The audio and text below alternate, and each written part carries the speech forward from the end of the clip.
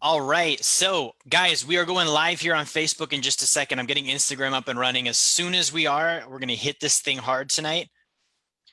Let me just make sure that we've got all this up and rolling.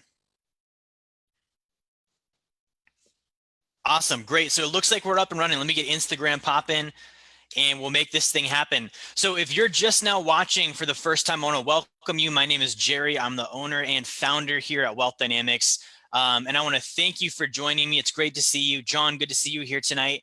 I want to thank you for joining me tonight. We do these courses. I teach these every single Friday night. And the reason why is I believe there's not enough real financial education out there. Okay, there's not enough real financial education out there.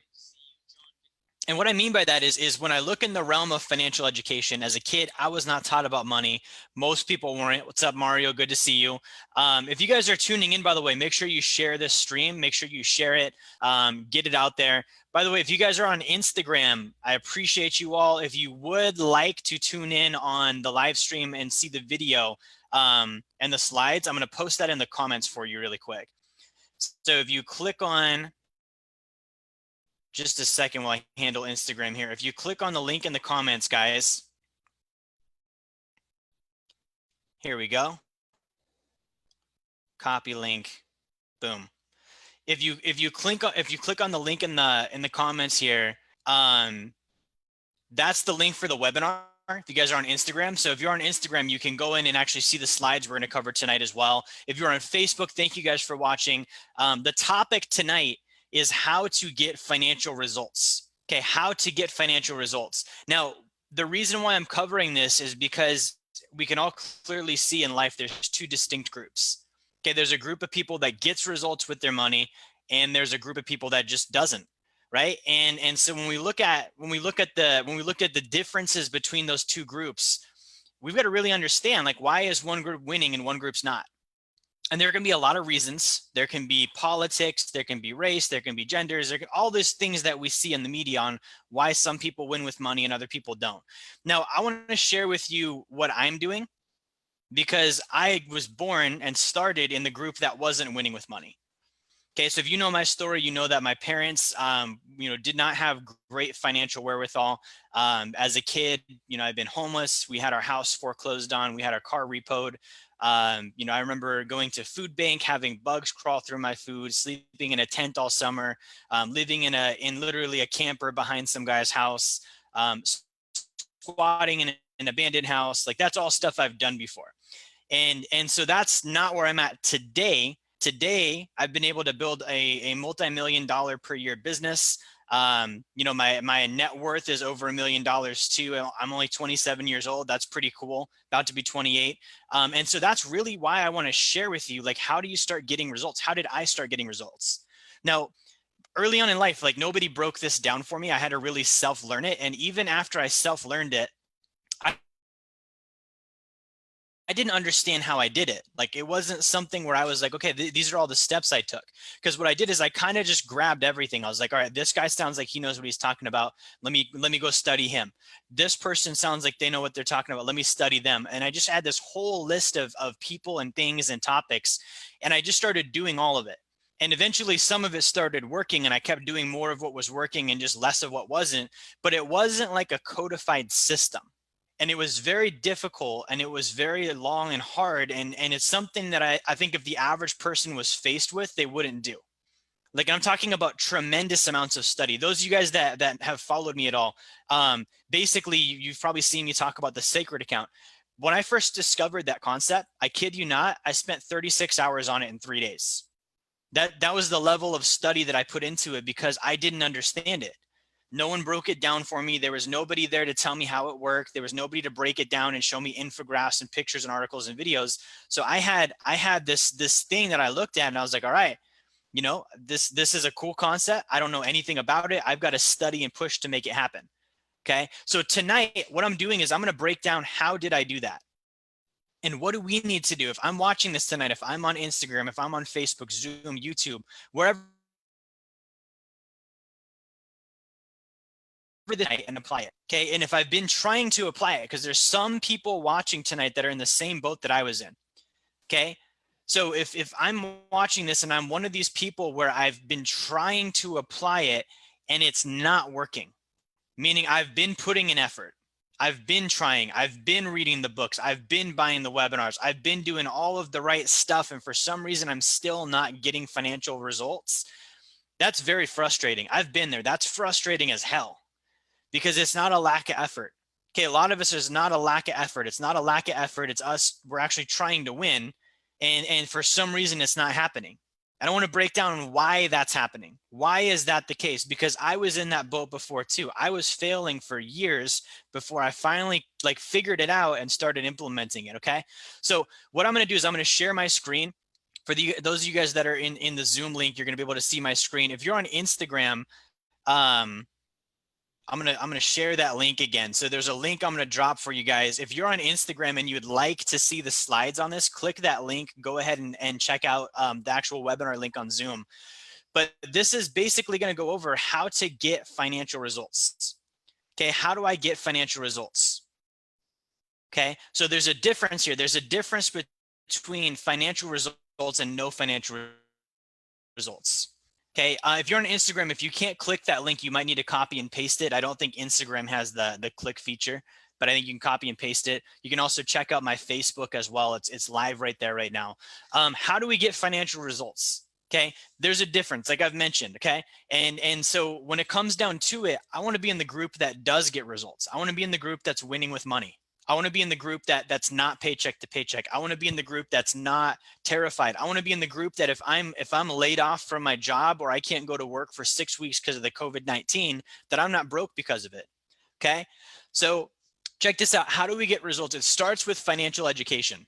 Okay, it starts with financial education. So if I'm looking at this right now, financial education, I have to confront a couple of things. Okay, I went to the public school district. I'm not from, like I said, my childhood, we were very poor. I didn't go to private school. I didn't get special education. I went to normal school just like everyone else does. And in normal school, just like everyone else went to, they did not teach me about money.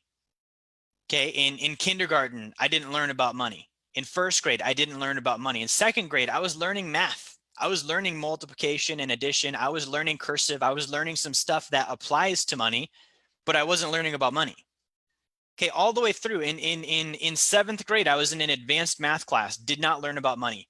All the way through 10th grade, I didn't learn about money. And so what it comes down to is that we lack financial education. Nobody sits down and says, like, here's the reason why you're in school, to get a job so you can earn an income. And when you earn that income, here's what you should do with the income. No one teaches us that. It's so like just out of order where we're taught, go to school to get good grades so that you can go to college, so you can get a job, so you can buy the house and retire. No one tells us what to do once we get the job. Nobody says, here's how you budget. Nobody says, here's how you save. Nobody says, here's how you invest. And so what this comes down to is that success with finances starts with financial education. Okay. Failure with finances starts with no financial education. Okay, and I want to make a distinction because if I'm watching this right now, this is a sensitive topic. It's money, so I might feel attacked. I might feel like, man, this guy's calling me uneducated, or he's saying I don't know something. And so what I want to share with you is there's a difference between uninformed and stupid. Okay, uninformed is not stupid. Uninformed means that I was never taught. Uninformed means that I didn't even have a chance to act on the information because I was never taught. Most of us watching this were uninformed. We're uninformed. It was just never a topic that was brought up, and it could have been, and it wasn't. And there's a lot of reasons why, and there's a lot of people that made sure that was the case. But doesn't matter. Doesn't matter who did it and why they did it. What matters is that we need to do something about it. Okay, all of this stuff, the conspiracies and things we can get into on this, like, yes, there's people that made sure money was not included in the financials in the education system. There's people that prey on that lack of education. There's institutions that take advantage of that. And it doesn't matter who and why. What matters is that it's there. What are we going to do about it? So it starts with financial education. Now, there's a couple types of education that this is not. Okay, if you're just tuning in, the topic here today is how to have real success with money. Okay, so there's a couple types of education that this is not. This is not pedantic education, meaning that we're going to learn a bunch of meaningless facts about nothing, that are irrelevant, that are never going to apply. Who's ever been in a class like that before? I want to see some angry faces if you're on Facebook, some emojis on Instagram too.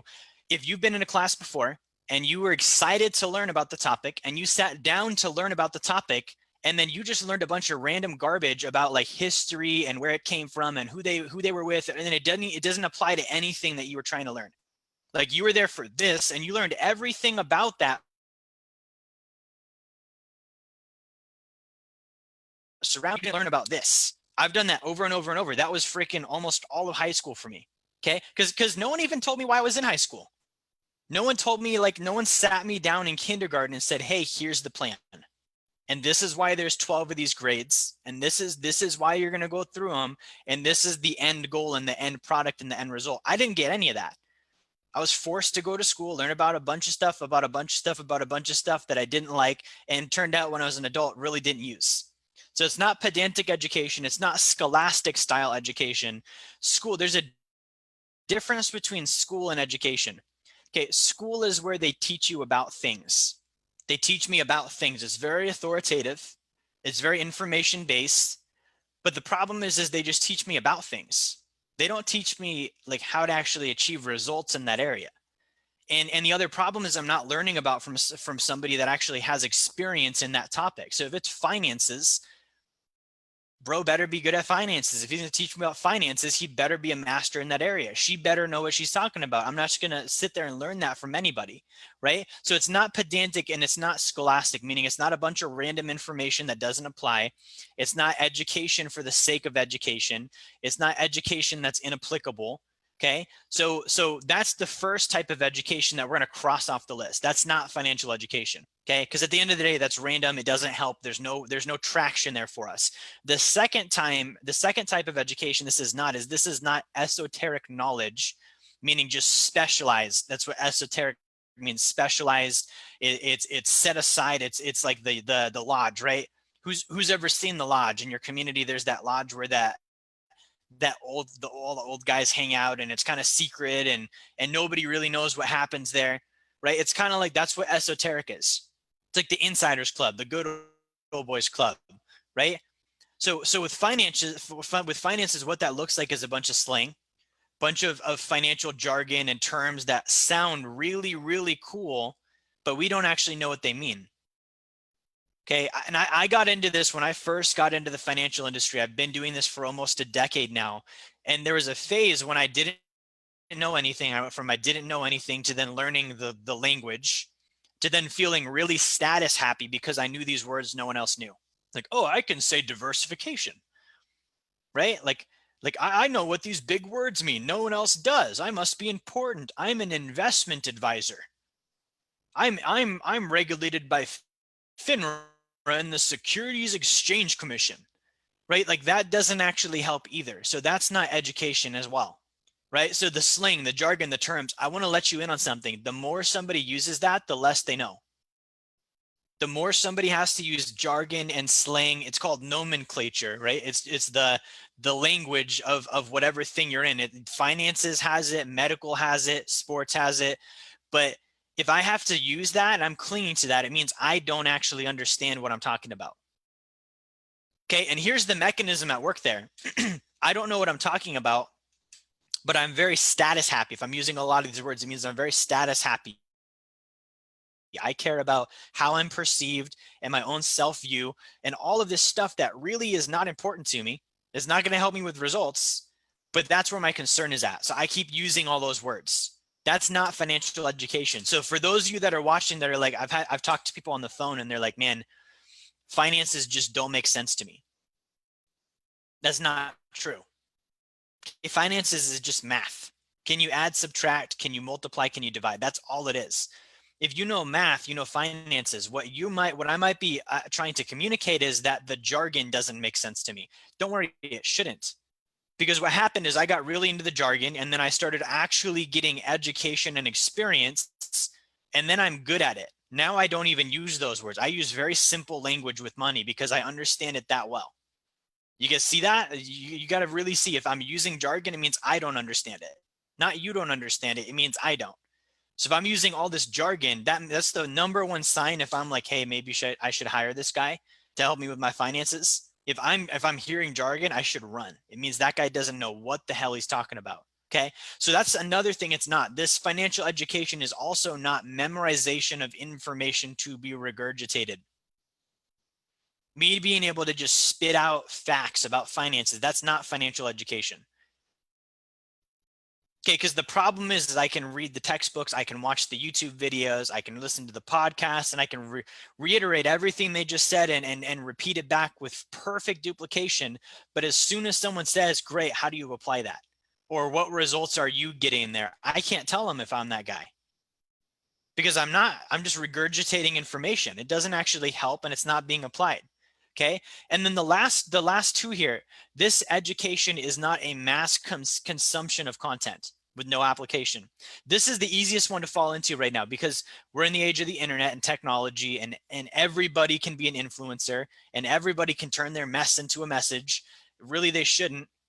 Unless I'm winning in an area, I shouldn't be sharing anything about that. But people mass consume content, podcasts, YouTube videos, courses, seminars, conventions, conferences. Like all of this stuff is literally educational obesity, meaning I consume and consume and consume and consume and consume, and then I never exercise. Like just think about, just simply take that concept, apply it to food. What happens? I get obese, unhealthy, and it's not good for me. Now take that concept with health and apply that to education. That's also not good for me. Financially, I just overweight my brain with a bunch of information that I don't actually understand, and it just sits there and I just get stagnant and I don't do anything. And then because I don't do anything, eventually I get discouraged and quit because I'm already aware of the fact that I'm not going to use any of this stuff anyways. So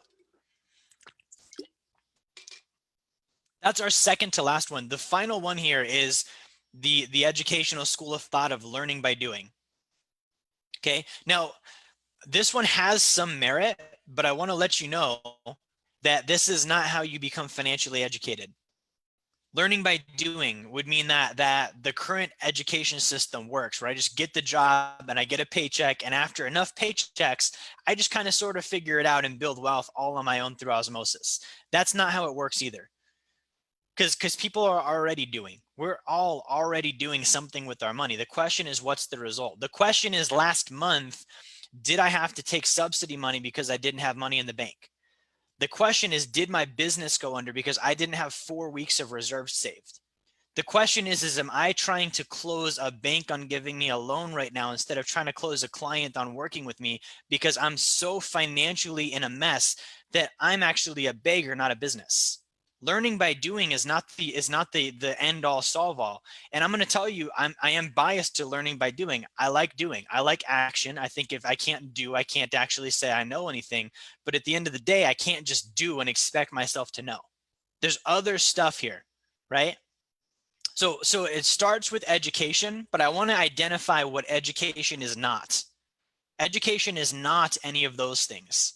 That's not education. The stuff we learned in school is not education. The stuff being touted by financial advisors is not education. Okay. So what is true knowledge? Okay. True knowledge is this: the decision that I do not know. It starts there. The decision that I don't know something about this. Think about that. In order for me to actually become financially educated, I have to realize first that I'm not. Otherwise, why the hell would I study? I have to realize I don't know something about money. Therefore, I better go learn. I have to have that realization. Okay. If you guys have questions, drop them in the comments. I'll answer those towards the end here. I have to realize I don't know something about money.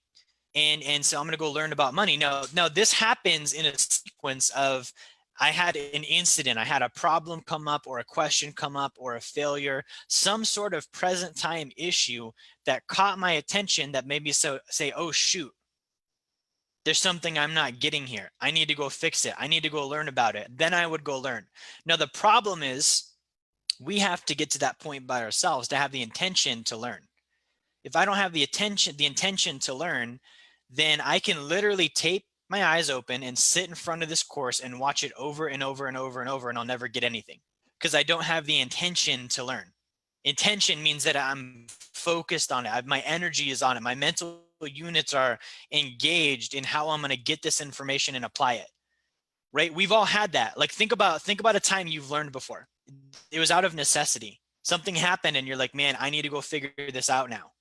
Okay. So that's the decision that I don't know. And the second part of that is then the decision that I am willing to know. There's two things that happen. I don't know and I'm willing to. I don't know and I'm willing to. If I don't know, but I'm not willing to know, then I'm out.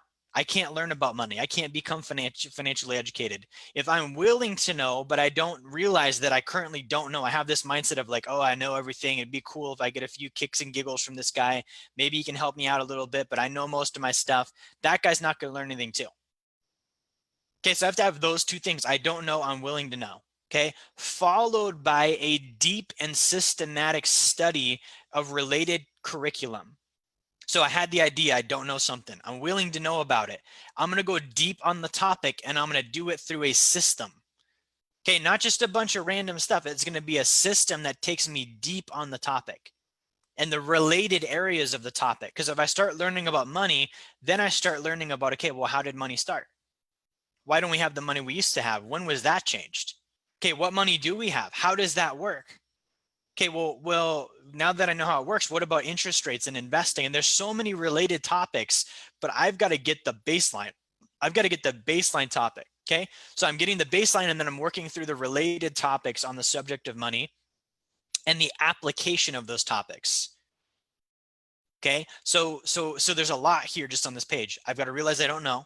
I'm willing to know. Then I have to follow that up with a deep and systematic study of money and related curriculum to money and the application of that curriculum, meaning the doingness factor. If I'm learning about something and it doesn't tell me how to do what I'm learning, that's worthless learning. Okay, so it's a sequence of all of this stuff happening. And then while I'm doing it, it's a sequence of I'm studying it.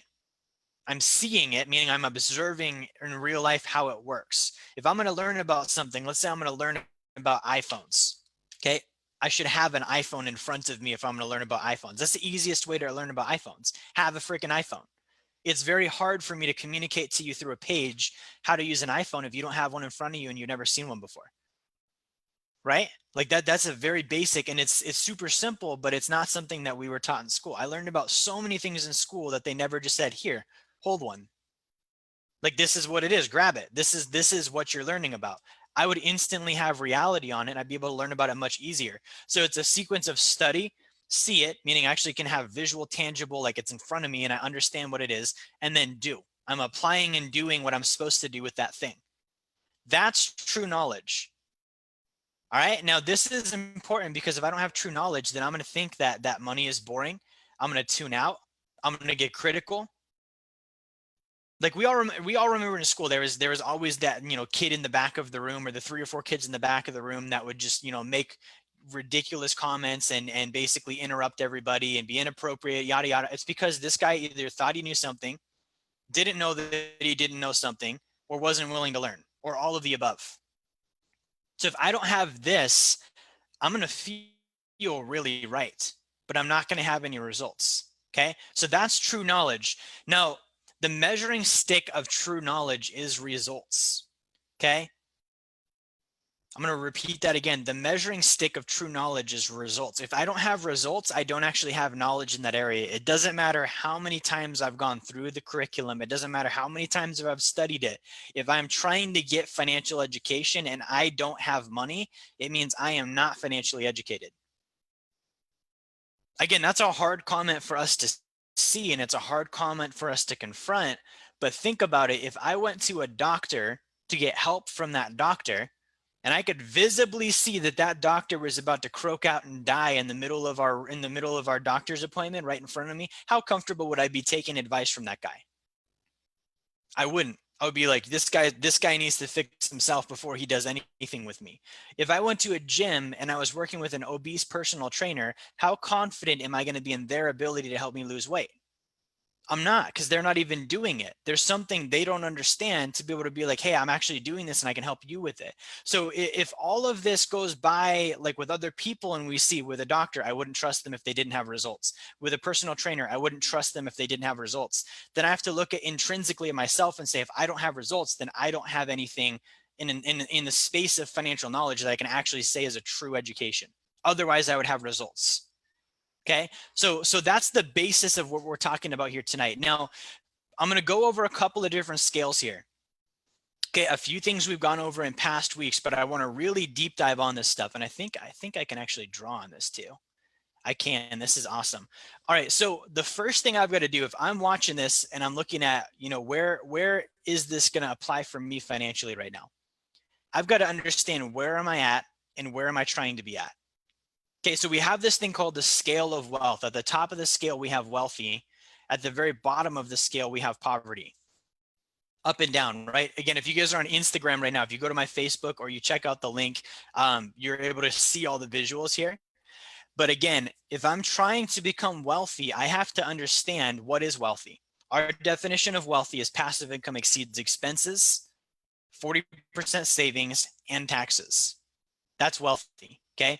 And the other part of that is that my money is being earned without my time involved. That's 100% what wealthy means. So if I look at wealthy and I'm like, man, I want that. I don't want to have to go to a job. I don't want to have to punch the clock. I don't want to be reliant on my boss. I don't want to have to do something and trade my time that I can never get back for something I really don't even care about at a job I really don't even like just to make it. Then my option is I can be wealthy or I can go into poverty. Because both of those groups don't trade time for money. People that are in poverty, they don't trade time for money. Now, they also don't have options and choices and freedoms that wealthy people have. So I've got to look at which group do I want to be in. I initially, and I wasn't the brightest guy. I picked poverty. I was like, man, I'll just go be homeless. Don't have to think about a paycheck. Don't have to show up to a job. It's easy. And so I actually tried that. It wasn't fun. It wasn't something I enjoyed. So then I looked at, okay, that's not the way I want to go to. I would rather just go be wealthy. How do I do that? Now, the problem is I didn't know how to get there. I didn't know anyone that was wealthy. This was before Facebook and all this stuff became popular. This was probably back in like 2008, 2009, 2010. All this stuff was just being popularized, and we really didn't have influencers and content out there like we do today. Okay, so get that was where I was coming from. So I didn't have the ability to look out and see, well, what are other people doing?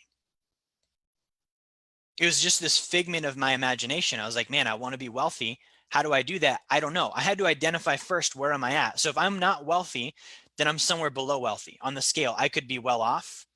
Okay, well off means that I have some passive income. The money I earn greatly exceeds my time traded. For me, I was not well off. Okay, now the other place below well off I could be comfortable.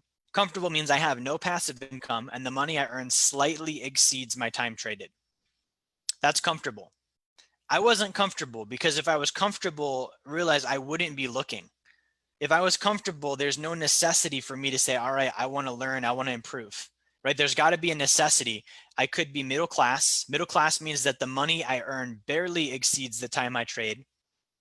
I wasn't even there because I wasn't earning more than the time I was trading. Okay.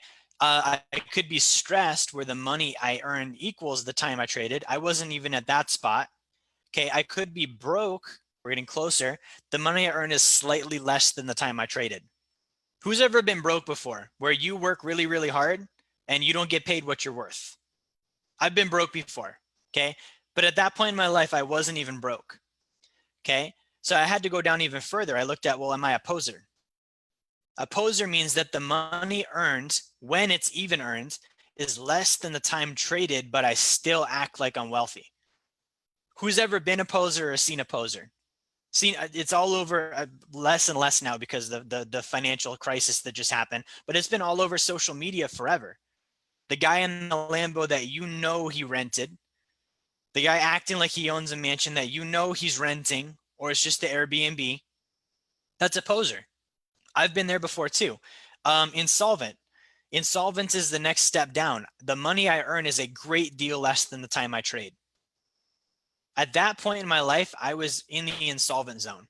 Okay, bordering laziness. Laziness means minimal money is earned because minimal time is traded. Laziness is someone that just, all right, cool. The government's going to give out $2,000 a month stimulus check. I'll just kick back and wait for that to happen. That's laziness. Insolvent means I'm still going to go to work at my pizza delivery job because that's the job I did actually have at that time. And I just don't make very much money. So if I'm insolvent, let's just go back to where I was. If I'm there and I'm insolvent and I'm looking at this and I'm like, man, I want to be wealthy. I want to be wealthy. How do I become wealthy? I can't just go from poverty or insolvent to wealthy. I've got to go from insolvent to poser. I don't have to live there, but I've got to go through that stage. Okay, then I've got to go to broke. Then I've got to go from broke to, all right, I'm not broke. Now I'm just stressed. Then I go from stressed to middle class. Then I go middle class to comfortable. And I go to comfortable to well off. And finally, if I keep doing it long enough, I become wealthy. Okay, very important to realize because I didn't realize there were different phases, there were different states of existence, there were different conditions that I would exist in. So I was like, man, poverty or wealthy, let me go listen to that wealthy guy. I'm gonna do all the stuff he's doing and it's gonna work. It didn't work because that guy's flying in a jet. I don't have that. That guy's doing $1 million business deals. I didn't have that. I didn't even have money to pay my bills sometimes. So I have to go from, all right, I'm insolvent. How do I get from insolvent to broke? Where I go from earning a great deal less than I'm trading my time for to earning just slightly less than I trade my time for. That doesn't mean I live there. It means that I need to figure out to go from insolvent to broke. Boom, boom. Right. And that's where the education comes in. That's now a moment where I'm saying I have a necessity. I have a necessity, meaning I had to confront and realize where I was. Okay. And then I had to realize where am I trying to get to? That's where this education thing starts. If I don't have a necessity and an intention to learn because I've confronted where I'm at and I realize I don't like it and I want to improve myself, then none of this is going to work for me. Okay, because if I'm a poser and I'm just sitting there watching this, acting like I know it all, and I'm going to go and be an influencer on Instagram and not make any money, but I'm going to act like I've got everything figured out, that's a poser, and I'm not going to learn anything from any of this because I think I know it all already. Okay, so I've got to look at where am I at on this chart, and from there, I'm going to figure out where am I going to next. So here's something I came up with today, and I want to kind of tie this together with what we just talked about. So if I'm going to now go from at this point insolvent to my journey to build wealth, because we talked about how do I get financial results. There's a three-pronged triangle, and if you guys are on Insta, I'm going to flip you guys around for this. This is called the triangle of financial results. Okay, so on this triangle, we got a couple things going on here. We've got the triangle of financial results. The first thing I've got to have is knowledge. Okay, I have to have knowledge. How do I get knowledge? I get knowledge through information, education, study, and actually going out there and applying myself to learn information I don't currently have, because again, I've realized I'm willing to because I don't currently have it and I'm trying to solve a problem and I've got intention to learn. Okay, so I've got to have knowledge. Most of us agree we have to have knowledge. We also have to have application. Okay, I've got to have application of the knowledge. I've got to actually do something with the knowledge. Okay, and then in addition to that, we've got to have money to apply it to. This is the part that's hard to confront. A lot of people don't admit this. You hear, the phrase, it takes money to make money. Kind of true, kind of not, but it takes money to learn about money. I can't learn about a subject I don't have. I can't learn about something I don't tangibly have the ability to apply to. Because if you think about, I'm going to learn about money, to apply it, I would actually have to have it in the first place. And if I don't have all three of these things, it's no game. I'm not going to learn anything. See, this isn't a condition where if I can get just enough knowledge and learn just enough, then the money shows up. No. I've got to have the knowledge and the application and the money. Meaning I've got to do all of the steps here, and go get the money so that I can actually get financial results. If I don't have financial results, then this stuff will not happen for me. So critical to realize. Okay, because I was going back and forth and back and forth and back and forth. And at first, I wasn't even going back and forth. I thought that I could just study. I thought if I just cram my head full of financial knowledge over and over and over and over and over and over and over, then I would eventually figure it out. Okay, and what happened is, again, that's educational obesity. I'm consuming calories I'm never going to use. And what happened to me as a student trying to learn about money is I eventually just lost interest because I realized I was never going to apply what I was learning because I hadn't been applying what I was learning. And because now I have a proven consistent track record of me knowing that I learn stuff and then don't use it, why would I even continue? It's very discouraging and very frustrating. So if this is happening, what I have to do is I have to lessen the amount of education and increase the amount of application.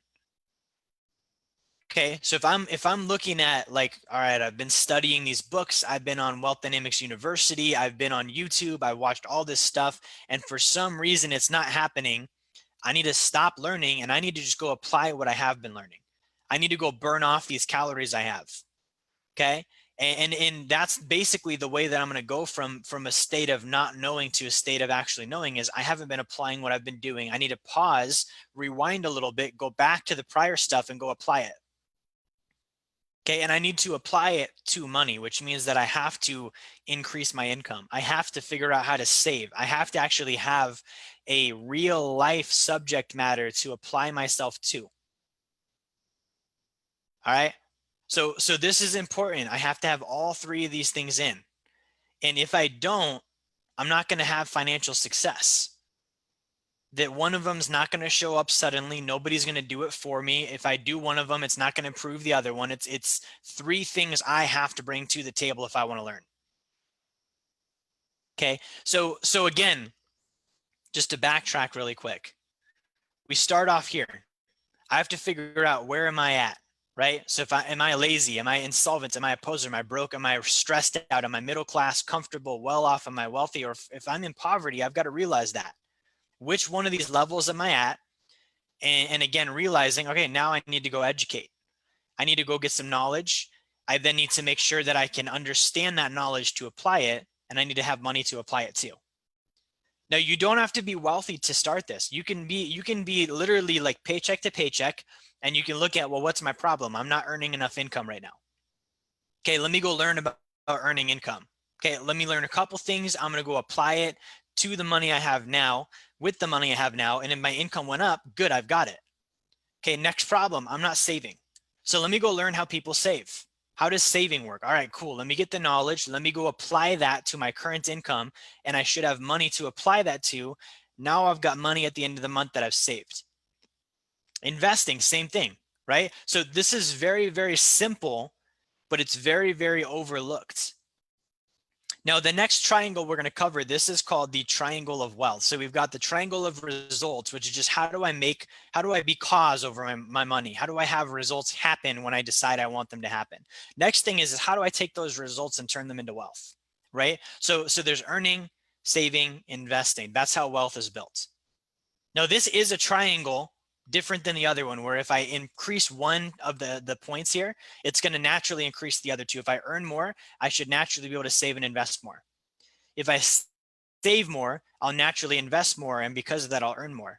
Okay, if I invest more, I'm going to earn more, and because I earn more, now I can save more. So this triangle does correspond in a way where if I increase one corner, it's going to increase the other ones, right? But if I'm looking at it from a standpoint of, all right, well, where do I start? I've got to apply the previous triangle, this guy, to the triangle we just covered.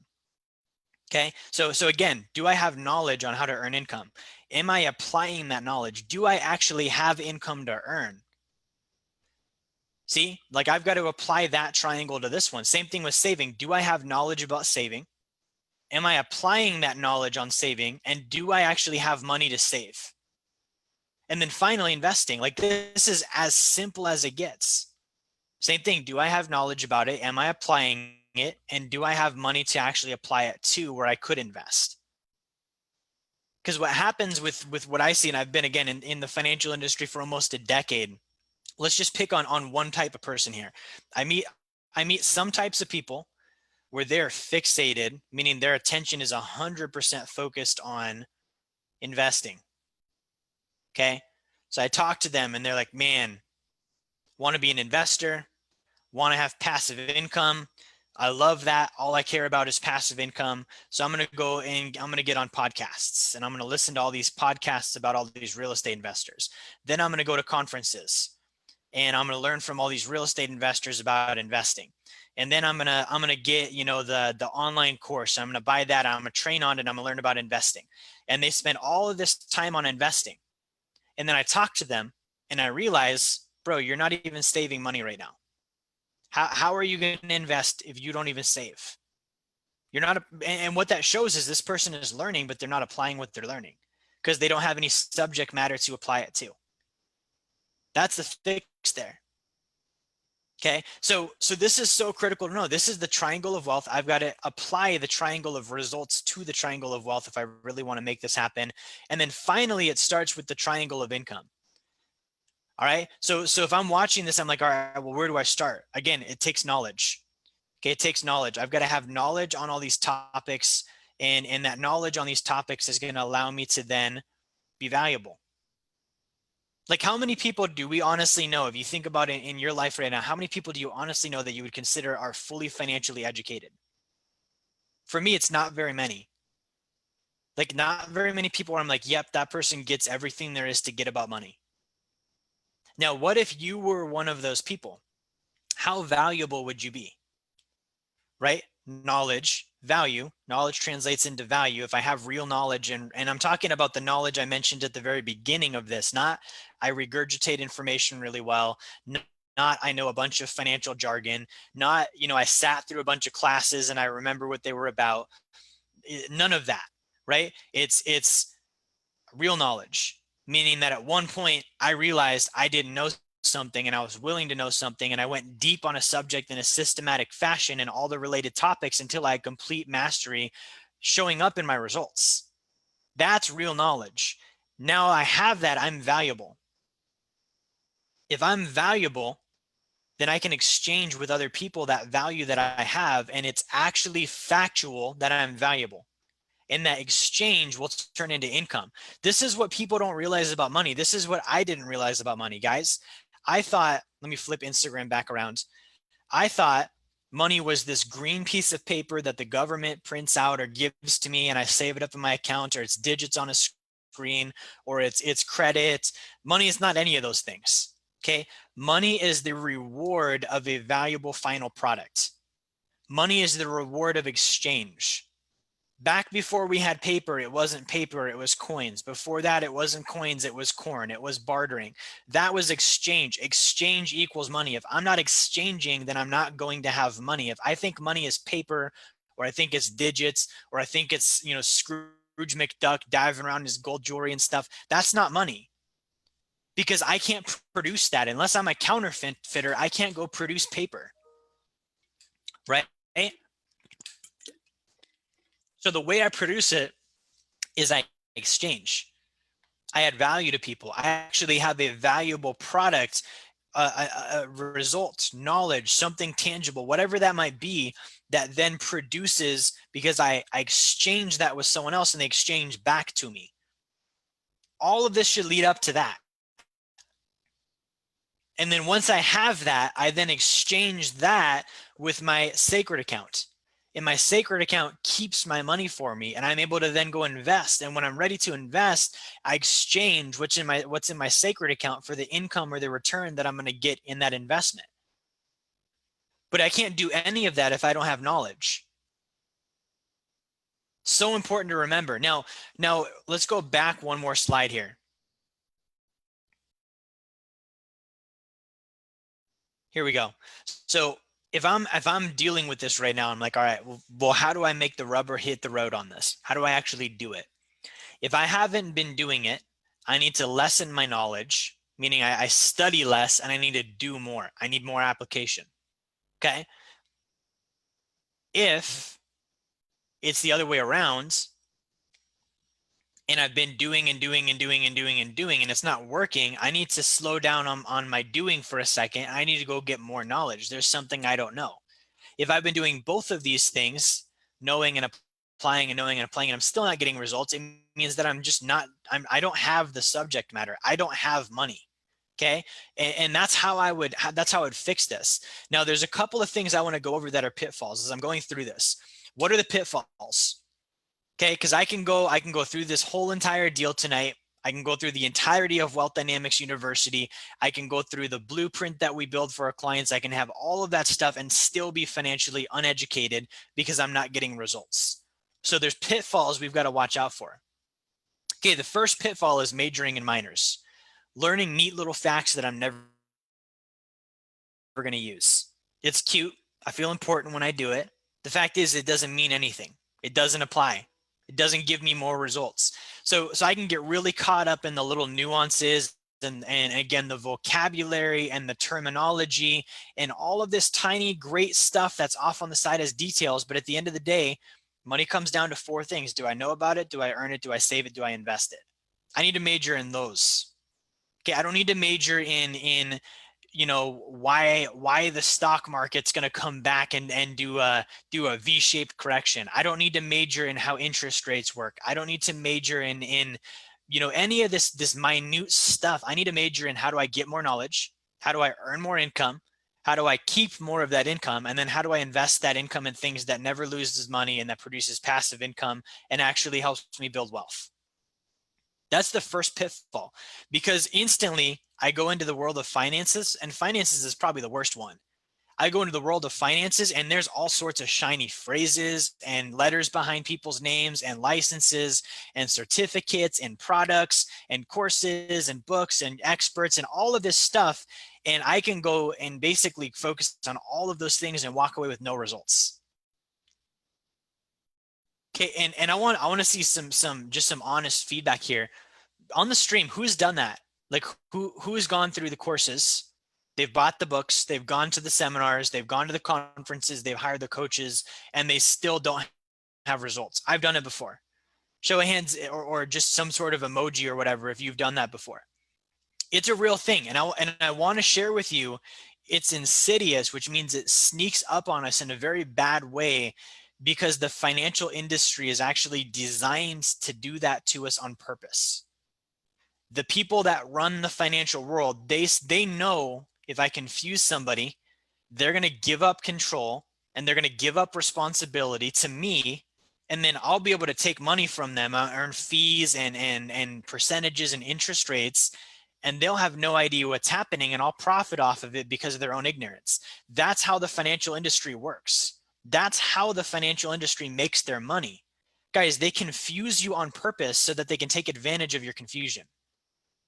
It's no coincidence that when you open up your credit card statement, there's freaking 6 pages and you've got to find the very bottom of the 4th one and look at the back corner to figure out your interest rate.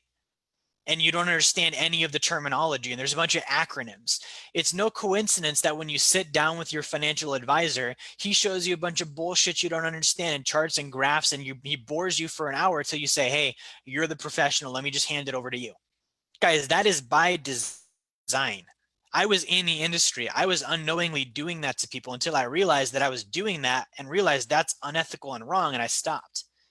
But that's actively today how the financial industry works. They get you to major in the minors so that you get confused and you hand the majors over to them, and then they make money and you don't get anything out of it. Okay, so that's the first pitfall. The second pitfall is thinking that I know it all. Okay, a few people come to mind when I say this, and we've all got a few people that come to mind when I say this, but people that are like, man, we're good. It's as good as it can get. I'm comfortable. I'm satisfied. I've been at this 20 years. There's nothing more for me to learn. I've read it all. I know it all. I study it all. That is the worst mindset to have when it comes to finances. Thinking you know it all. Okay, there's a quote Warren Buffett says. He says, if you're at the poker table and you don't know who the idiot is, it's you. Meaning, if I think I know it all and I'm sitting there like, yep, I got it all figured out, and I'm not figuring out who are the other players and actively watching and learning and trying to get more understanding, it means I'm the idiot. I'm the one that's about to lose my ass. I'm the one that's about to lose all my chips. Thinking I know it all is actually a self-defense mechanism. See, the mind works in an interesting way. The mind is like a calculator. Okay, meaning that it takes data and it computes the data and it gives us an answer, and the answer is as right as our survival is. So the mind knows the wrong answer equates to less survival. Therefore, the mind does everything it can to avoid the wrong answer, even if that means that it did get the wrong answer, and it's just going to pretend that it didn't, because it's counter survival to have the wrong answer. So if I don't know what I'm supposed to know about money, the mind actually looks at it as that's counter survival for me to realize that, because then that would make me wrong. And if I'm wrong, that's an increased chance of me dying, because that's how it worked back when I was a caveman. So I better not be wrong. Instead, I'm going to cover that up. I'm going to cover that up. And when I cover that up, I'm going to mask it with telling myself I already know, because then it makes sense that I'm not interested, because I don't need to be interested, because I already know it all. That's literally what's going on inside the know-it-all's head. It's a self-protection mechanism, because if they were to realize that they're stupid or uninformed, that would make them wrong. And we just can't have that. The mind can't compute with being wrong, so it makes them right even if they're wrong. I've been a know-it-all before. I've been through that entire thing. Okay, so that's the know-it-all. The next part, the next pitfall, is being unwilling to know. Okay, I got an email from somebody yesterday, and they're like, "Hey, I want to unsubscribe from your list because I'm poor and I'm always going to be." Serious email, like, I'm poor and I'm always going to be. And I responded back, and I let them know, like, hey, like, that's not a permanent condition. I've been poor. You don't have to stay there. But it comes down to, is that person willing to be unpoor? Am I willing to know? Am I willing to actually get the education and apply the education? Because I might not be a know-it-all. I might know that I don't know stuff, but I just might be unwilling to do anything about it. And that's a pitfall. Again, that comes from, I've quit so many times that I don't even want to try again. That comes from, I've watched these and read this and seen this so many times and never applied it that I don't even believe I'm going to do it if I watch it again. There's no point. I'm unwilling to know. That's a pitfall that many of us can run into. We've all done it in some area before, right? The other pitfall, having fixed viewpoints. What is a fixed viewpoint? Think of what is a viewpoint. A viewpoint is a point of view, the way that I look at things. So if I'm in a mountain, my point of view, my viewpoint might be high altitude looking at the sun. If I'm on a different hill, it might be high altitude looking at a different viewpoint. If I'm at the ground level, it might be low altitude looking up at the mountain. My viewpoint is different. A fixed viewpoint means that I keep it on the same thing. I lock it in. Okay, I'm tunnel vision, right? I don't want to know what else is out there, because then it might invalidate my current knowledge. And I'm built in myself into a construct of having to believe this way, because I'm so fragile that if I don't know how I'm going to handle life. Very serious thing, but that's how viewpoints work. I select my viewpoints. Having a fixed viewpoint with finances looks like there's nothing other than the stock market, because that's what you're supposed to do. I can't not put money in my 401k because that's what I'm supposed to do. I'm supposed to pay off my mortgage. Okay, having fixed viewpoints is another way for me to protect myself from my own uninformedness. I'm wordsmithing a little bit there, but I realize subconsciously I'm uninformed. I'm going to protect myself from being uninformed by just not looking around to realize there's things I'm uninformed about. Okay. The other pitfall, detaching knowledge completely from applications. Schools have freaking mastered this. Taking a topic, which is combined of theory and practical knowledge and education, and pulling the knowledge completely away from the application and saying, learn knowledge. We're never going to have you apply it or watch you to make sure you can do it, but learn knowledge. That's not good. Like, that's detaching knowledge and education doesn't help. I can't just have knowledge and no application. Okay. The second thing here, and actually before we hit the second thing, this again is another thing the financial industry does. They fill you full of knowledge, definitions and phrases and jargon and nomenclature to confuse you and get you so focused on these theories and concepts that you don't apply it any. And then you feel like you need an expert. And then you hire the expert and they make a bunch of money on you. Okay, so that's the first part. The second thing that we're trying to avoid is detaching application completely from knowledge. The first one was pulling the knowledge out and saying, here's just pure knowledge with no application. The second part is here's pure application with no knowledge. Go work in the salt mines. You don't need to know anything about anything. That would be like me saying, hey, you're going to build wealth, and the way you're going to build wealth is just by working. Just keep working, just keep getting your paycheck, and eventually you're going to get wealthy. Or me saying, hey, I'm going to have you join Wealth Dynamics University, and you're going to build wealth, and the way you're going to do that is by doing tasks for me. And eventually, if you do enough tasks and you get enough experience, you'll figure it out. Doesn't work. Okay, this is how slaves are built. You have to have knowledge and you have to have application. You can't have one or the other. And any time that somebody detaches the two, it is not in your best interest. That is a play to suppress and keep you down. That's a pitfall, because initially you're going to be like, man, this makes sense. This is great stuff. Let me learn more about it. And you might not even think, like, they're not asking me to apply this. They're not checking to make sure I know how to do the stuff they're teaching me, or vice versa. The seventh pitfall is attempting to know and apply without having the thing I'm learning about. This goes back to the triangle of results. I'm trying to know, I'm trying to apply, yet I don't have money to apply it to. Bro, you got to have money. At the end of the day, you've got to have money to have financial education. You cannot apply this to a topic you can't hold in your hands, right? So it's important to be unbroke. Okay, it's important for you to look at, like, all right, how do I get money so I can start learning about money? Because then I've got reality, I can look at it and hold it. The eighth one is clinging to jargon and nomenclature in place of real knowledge. This is a pitfall. Clinging to knowledge, or clinging to jargon, sorry, and nomenclature in place of real knowledge. This is the fancy words. Okay, I don't need to feel educated. I just need to feel like I'm smarter than you are by using words that are bigger than you can understand. Again, the education system's filled with this. What do you think a professor is? Guy that learned a bunch of words that are bigger than the ones you know, that hasn't applied any of them at any point in his life. So in the financial realm, if I'm doing that, that's a pitfall that's going to stop me from being educated. Number 9, disbelief. This one is big, guys. Disbelieving something that disagrees with my fixed ideas. So it's saying I have fixed ideas. Okay, I've got fixed ideas, and because of those fixed ideas, I have to bat down anything that disagrees with them and disbelieve that it's real. All right, so if I look at this, do I actually understand what I'm disbelieving? Right, I see this all the time because the stuff I teach is so unorthodox that it almost sounds like it's not real. And I'll have people that are like, yeah, I don't believe that. That's not real. Right, that's not something that, if this was real, I would have seen it before. Right, they're immediately comparing it to their fixed ideas. Well, I'm doing the 401k, and this is the 401k is wrong. And if the 401k is wrong, that means that my entire life is based on a lie. That can't be right, because that's not survival. So I'm going to disbelieve this thing right here.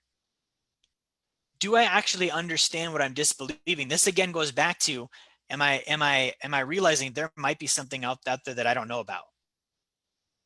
There might be something that I don't know about, and am I willing to figure out if that's the case? That's, again, the intention of knowing something. If I don't have the intention of knowing something and I'm just reactively batting down ideas and disbelieving them because they disagree with my fixed ideas and fixed constructs about money, and I don't go investigate, that's the other fact. There are some stuff that's wrong. There is some stuff that if you look at it and you're like, man, this doesn't make sense, it might actually just not make sense and it might be wrong, but you don't know that if you don't go investigate it. If I don't go figure out and see, is this true, then number 9 is going to be a giant pitfall for me. I've always been good at number 9. That's been a strength for me. I'm good at questioning things and asking, why is it that way? Why is everyone doing it that way? Is that really the best way? Or are we just doing what that person said before us because they were just doing what the person before them said because that person before them was also just doing what the person before them also said? Where does this stuff come from? Like, that's the attitude I've got to have if I'm on step number 9 with this pitfall. And then finally, 10, not replacing knowledge with action when the results aren't showing up. So this is a major pitfall. If I am studying money and I'm not getting results, I should not keep studying. I need to stop and apply until I'm actually present in doing the things I've been learning before I go learn more. See, now this is a lot of pitfalls. Like this is a lot of stuff that could hold me back from becoming financially educated, which then could get me held back from actually like getting results with my finances. And so if I don't think about this, if I don't get this handled and realize that these are real life things that can like hold me up and bog me down when I'm studying, then I'm gonna always be oblivious to it. I'm gonna always have trouble with it.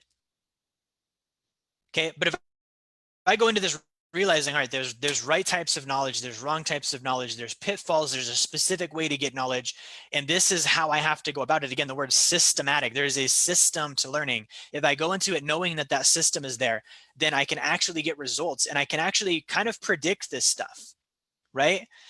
So finally, what do we do? Action.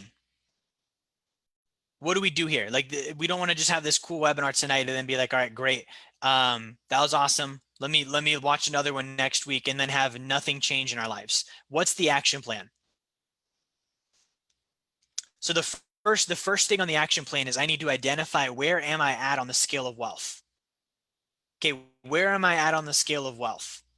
And if I don't know where I'm at on the scale of wealth, that's going to be a problem for me because I can't figure out what's my next step. What's my goal? Where am I in relation to my goal? So identify where am I at, right? Boom, right there. Second step, I need to decide where I'd like to be. I need to be on a higher position, obviously, right? But I need to decide where my next step is. Where would I like to be? What are my goals? And if I don't have that figured out, it's going to be very difficult for me to have knowledge because that's what creates the necessity. I want to be here, but instead I'm here. Okay. Number three, make the decision that I don't know and that I'd like to, and I would be willing to. I've got to do that. I've got to make the decision. I don't know something. I would like to know something, and I'm actually willing to know something. Okay. Uh, now, a lot of people have been asking, where do I get knowledge? We have a program that helps with that. It's called Wealth Dynamics University. If you go to membership.jerryfetta.com, there's a free trial of that. You can go check that out. It costs you absolutely nothing. Even if you do sign up, I think it's like 50 or 60 bucks a month. It's super cheap. But that's a place to get financial knowledge. If you watch this tonight and you're like, man, this actually helped me. I've never heard this stuff before. It was very, very beneficial. That's the place you start.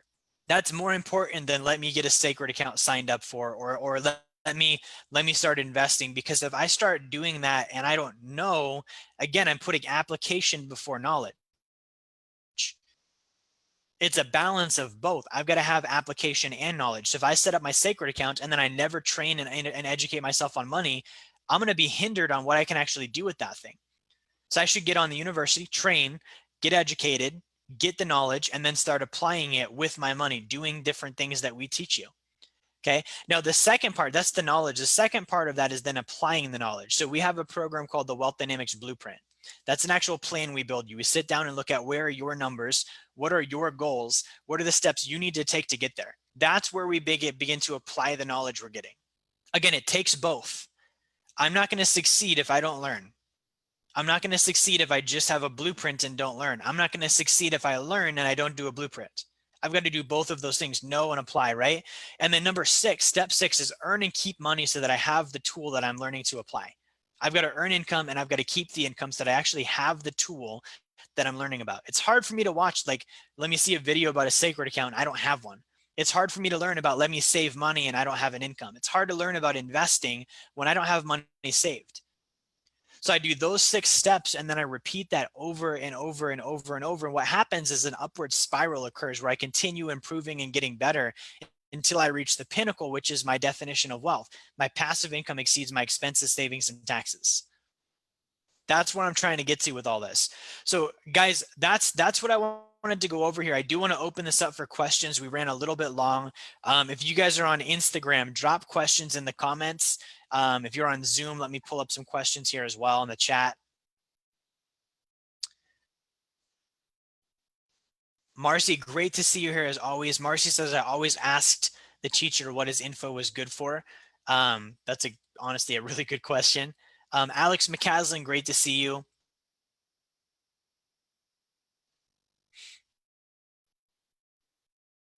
Vanessa says this graph shows time traded. Do you have one for 1099s, or how could you relate that to a 1099? So Vanessa is saying she's self-employed. She doesn't have a salary. She works on sales and commissions.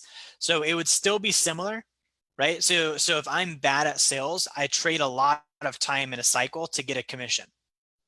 It's a lot of work. That was me as a new salesperson. The better I get at sales, the less money I have to spend on a particular sale to close it, and I'm going to start seeing an abundance of income show up. A good salesperson, like they get paid, overpaid. Basically, they don't do as much as they used to have to do to make the same money, and they have money pour in with less calls, less appointments, etc., because they've built that up. So that's kind of how that would translate. And ultimately, if you're 1099, the goal should still be passive income that exceeds expenses, savings, and taxes, right? So it'd be the similar, it would just be a difference on how long I'm spending to close a deal. Jorge, good to see you, my friends. All right, let me see what we have on Facebook real quick.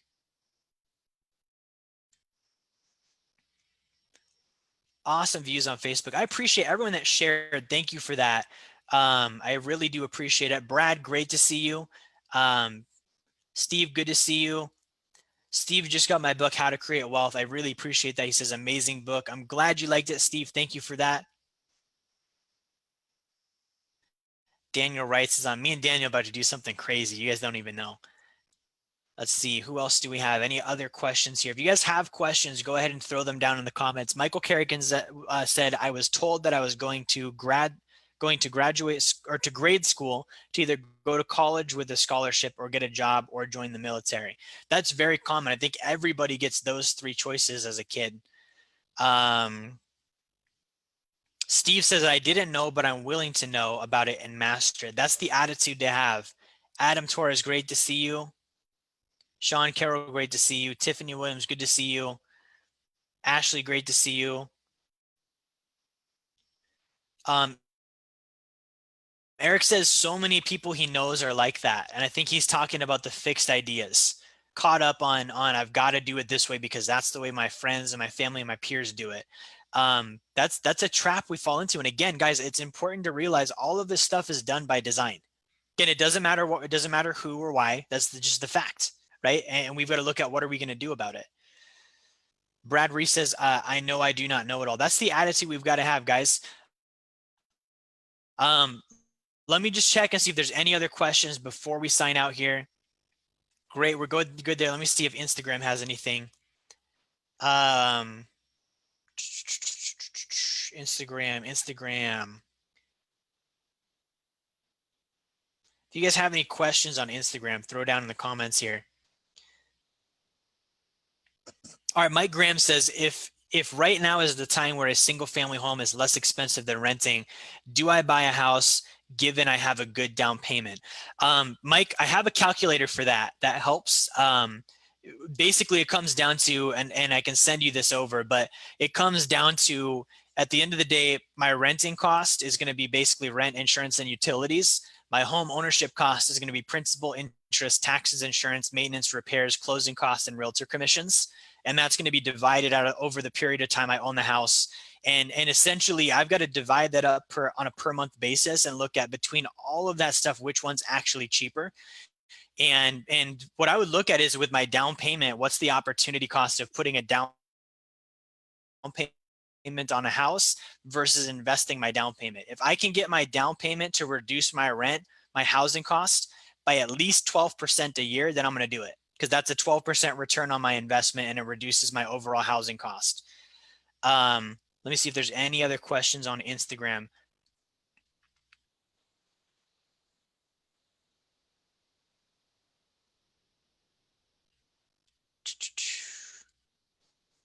All right, cool. I think that's everything on Instagram. Let me check Facebook one more time and then we'll wrap things up here. Awesome, guys. I think that's it. So we're going to go ahead and sign out here. Thank you so much for watching and tuning in tonight. I appreciate you all. Let me just make sure we didn't miss any on Zoom. Yep, we're all good. We'll be back at it, guys, next Friday night, same time. This will be up for replay. And again, if you're watching this and you're like, where do I start getting financial knowledge? Go to membership.jerryfetta.com. Again, membership.jerryfetta.com. That's my first and last name. Feta, like the cheese with 2 T's, because it's twice as good. Have a great Friday night. We'll talk to you guys all next week.